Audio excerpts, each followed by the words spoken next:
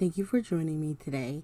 So today's video, I wanted to talk about ink blending with the different kind of cardstocks that they have out there.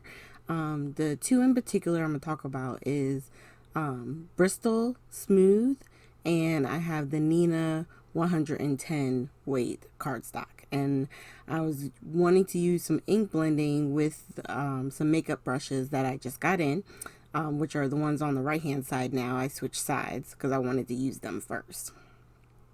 So real quick, I'm just going to write on the back here just the NE for Neenah, because while I was doing the video I couldn't even think how to spell it, and then Bristol, and then I'm going to put the two with one color, one of each, so that way you can see, or I could see the difference between the blendings. So these are the three that I'm starting out with. I have the Tattered Rose, Weathered Wood, and Dried Marigold. And I'm starting with the Tattered Rose. And the new brush set is working it works very similar to the first set that I got. So I would definitely say, wherever you can find a set of these brushes, whether it, be the ones actually made for crafting or you use makeup brushes, you get very similar results. And I say you gotta do what's good for your pocket, okay? So now I'm putting on the Weathered Wood. And the key with any of the ink blending is wherever your colors meet, you want to keep working it until you get it to the consistency or the blend that you're happy with. It does take more of that, I find, on the Neenah cardstock, whereas with the Bristol Smooth, and you'll see that in a second, it seems like it just glides on so much easier. So I think that if you've someone who struggles with blending, getting those nice even blends, then I would consider trying a different paper, because it may not be how you're putting down the ink, it may be how the ink is reacting to the paper that you're using. Alright, so we're going to clean up here real quick, and I'm going to bring in the Bristol Smooth. And we're going to do the three colors again. And I'm telling you, I know I got this sped up because it would take forever if I left it in real time. But it definitely, there's a different feel when you're putting it on the Bristol than the Neenah. Because the Neenah is very thick paper, whereas the Bristol Smooth is thick, but it's not overly heavy. And so I don't know if it's how they make the paper, where the oxides just seem to blend really well on this particular paper. And then we're going to go back to the same Dried Marigold and do the top part. Now, what was interesting to me when I did this was this particular color shade looked lighter on the Bristol than it did the Neenah. To me, on the Neenah paper, it was much darker, which is interesting because it's the same inks. I haven't done anything. I didn't change or switch out. We were using the same brushes and the same colors, so it was just very interesting to see how it reacts, or how the paper soaks in the ink. And sometimes that's what you got to do. As far as what you like as a crafter, you got to play. And you can get some of these papers inexpensively and just test them out and see how they work for you. But I definitely could see a difference between the two. Now I'm just cleaning off the brushes, and I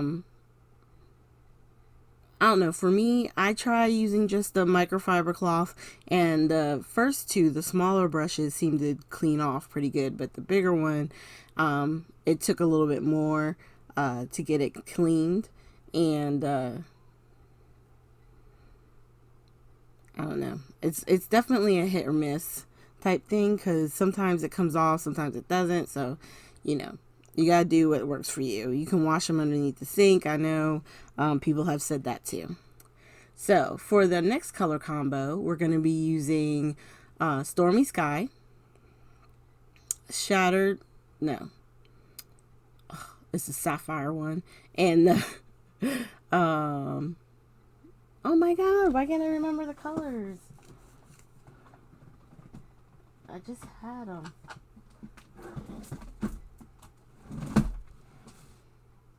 Okay. Seedless Preserves and Chip Sapphire. That's what I wanted to say. And the Chip Sapphire, I don't know what it is about it, but I think it's one of my sleeper favorites. I like the darkness of it. I like that it's sort of like a blue, definitely going towards the more, to me, on the pinker side of the blues, like a purpley blue. But I really do like this color. And at first I was thinking I wanted to use that pink, but I wasn't sure if I was going to like the fact that it wasn't as purpley, because that's what I was trying to go for, was a more purple. And Seedless Preserves does that to me every time, because whenever I look at the case and I think of it, I'm thinking it should be more purple. It's not. It's, to me, it's more on that fuchsia side. Like, it's going to the pink side for sure.